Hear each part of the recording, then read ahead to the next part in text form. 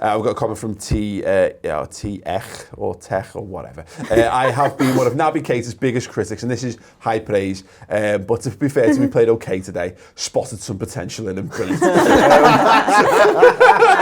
I'm sure he'll be made up. He's only back-talking on his way. Spotted some talent in him. That was Naby Keita's best performance as a Liverpool player. I think it was, and it wasn't until, you know, when I was in the ground that I thought he was a little bit up and down, if I'm honest, and it wasn't until watch back that, you know, I really appreciated exactly what he did. I can't remember what I scored him on my player ratings, but it was well too low, to be honest with you. I probably gave him a 7 or something like that. I think you're looking upwards 9. I think he was absolutely integral in a couple of our goals. Yeah, he wins the ball back for one of them. For the chip. For the Gini Wijnaldum one. He was constantly doing that, pressing all day long, and, you know, so many chances that he created. Everything that he was involved in seemed to work out, and yeah, he was fantastic, and it's so great to see that whether they played together against Manchester United or not, it's an unfamiliar midfield, that with Fabinho, with Keita and with Wijnaldum. And yeah, I'm looking at that going, yeah, that might be our best midfield. Yeah. Might be our best midfield. I think it is. I think so. I think that's what we need to go into the big games with. And you have to play with that kind of bravery as well, that what we did against Bournemouth. You have to go into a game against United or Tottenham or Chelsea and think, we're playing against Bournemouth, and just play the same way. What we're seeing, I think, in that the midfield, and Naby Keita actually typifies this, Ben, is that we're entering into the final stretch of the season, and this is where teams get better in the back half of seasons. They just kick on. Liverpool naturally do, Jurgen Klopp's sides do, etc., etc. Naby Keita becoming a very useful player will help that. If he becomes as good as he was at Leipzig in our system, then absolutely incredible. And that's where it feels like we're starting to do this now. We always struggle in January for whatever reason, whether it's just an intensity thing, and we've been, maybe just this year we've been a bit unlucky. There's extenuating circumstances around illness and fitness, etc. But not enough evidence to suggest that we'll see that in the coming weeks. But, you know, now that's our best midfield today, until Jordan Henderson comes in and has an absolute worldie playing in one of those positions, or until Trent comes in and Milner comes back into the midfield and we see another one of those. Well, he looked good when he moved forwards. Absolutely, another Herculean Milner performance in midfield, until Oxlade-Chamberlain is fully fit, and then we're like, holy shit, you know, we've got him again. All of these signs bode very, very well for the coming weeks and months. And that's what squad depth is. Like, that is simple. That's what that is. That is just simply having, oh, this player isn't available today. It's all right. We'll just drop that player in instead, and you know, that's why you bring in a manager to build his own squad over 4 or 5 years, where he knows the players inside out, he knows exactly what they're capable of, he knows the best roles, and that's why that we're not completely there yet, by the way, because, you know, when you compare us to City, it's different levels, but, you know, overall, you'd hope that if Gini Wijnaldum, for whatever reason, say that is our best midfield 3, isn't fit, you can just drop Jordan Henderson in, and that's the idea behind squad, that you know that he's going to have just as good, if not better, of a game, because it's squad competitiveness. You know, you've got, when you get an opportunity, you've got to take your chance, and that's what everybody seems to be doing. Naby Keita, despite maybe not being low on confidence, he's probably aware that there have been a few critics over the last few weeks, and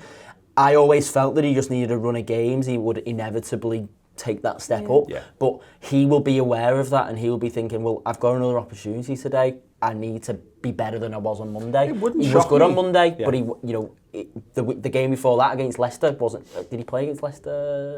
I don't know if he did. That's a great question. Was that one of the ones where he played left wing? Maybe. Nowhere, no. But he wasn't great against Palace on the left-hand side. You know, so he must be saying, I need to be better every time, because if I don't, then I'm going to lose my place. Well, there's a big thing where Klopp's just switched back to a 3-man midfield as we know it. Oh, we're more familiar to know it. And they go, okay, Naby, there you go, mate. Back in the position you were bought for, back in the midfield, you know, back in the setup, back in the system that you're familiar with.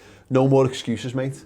Go out there and show us what you can do. And I don't think it would have been on the nose of that, because I think Klopp gets it. Or if it was, it's for a reason he's saying it like that. Yeah, and I mean, again, the post-match, Jurgen made a really interesting comment when he talked about how he'd responded to the criticism in the last couple of weeks, and he basically said, how I talk to you and how I talk to my players is two different things. So I'm saying, I'm giving you the reasons why, you know, basically alluding to, he's been having a go at the players big time over the last couple of weeks over the performance. He's not happy with them at all. He's not happy with them performing. And Naby Keita's key to, you know, all of a sudden, you're not far from that you know, Pogba's flying at the moment, but you know, that thing of what do you need? Good players don't need X, Y, and Z to be going perfectly to perform on the pitch. So you can't be using the performance of other people or all these kind of things as excuses. And Keita, again, he was getting towards that point where you're going to have to start winning fans over. You know, the goodwill of him was going to run out very, very, very quickly. And I've overheard so many conversations in the last week or two about, oh, get him out the team and he's not good enough and blah, blah, blah. He needed that performance. And if that becomes his new base level, then... Well, I was talking in the office the other day and I was saying, look, he just needs a couple of run of games because he's clearly got the talent. No one can dispute that. Like, he has got some serious skills. And so you knew that he was going to be a good player and he just needed that, you know, that bit of back in. And it was interesting that Klopp said, I think it was it was either pre-match or post-match, and he said he was one of the first names on the team sheet. Yeah. And been looking to play him in, basically. Yeah, because Klopp was like, I want to give him that run of games, and I mean, it's paid off. So he's the X factor for me. I think he's going to decide a close game very, very soon. I think the reason is you don't know what he's going to do, and I don't think defenders know exactly what he's going to. He's very unorthodox is probably the right word to describe him, isn't it? You know, people have like Henderson is a very orthodox footballer. He's a very good footballer, but you know roughly what Jordan Henderson's going to do in any situation. Naby Keita, I look at him and go, he might do anything at this point. I've got no idea. I look at what the job that Sarri's got Kante doing at Chelsea, and I look at and I think, because Kante's a phenomenal footballer, isn't he? But he's just slightly out of his depth playing further up the field. I think that's Keita could do the job, that job that Sarri wants Kante to do, and do it so much better, because he's just better on the ball in the key areas at the other end of the pitch, of course. I mean, what's really served him well is that pass through to Roberto Firmino for Salah's goal. That is just him amazing. Being in that GIF, him being in that clip that's being shared worldwide is that wonderful thing that I think players need, Ben, where where fans can go, look at what our man can do. Look how sexy this is. Yeah, it's about feel. A part of his confidence building will be feeling accepted by his own fans. I don't think a lot of footballers need retribution from outside of the football club. Like I remember Oxlade-Chamberlain making a few comments last year on the back of Gary Neville saying that, you know, I don't know if he was saying he wasn't good enough for Liverpool and all this, and Oxlade-Chamberlain hit back at Gary Neville and he was saying something along the lines of, well, you know, I'm just going to keep blaming him. And I didn't like that, because for me, if footballers respond to what is being said outside of the fan base and outside of the football club, then for me that's a bit of a weakness that you take, that just should be background noise. What Naby Keita needs is simply people like us and people on Twitter to be raving at him, and that should be enough for a Liverpool player. As long as you are accepted by your own fans, it shouldn't matter. You should be blocking out everybody else, and that's what's important. I mean, I'd go even further and say, really, it's all with the manager.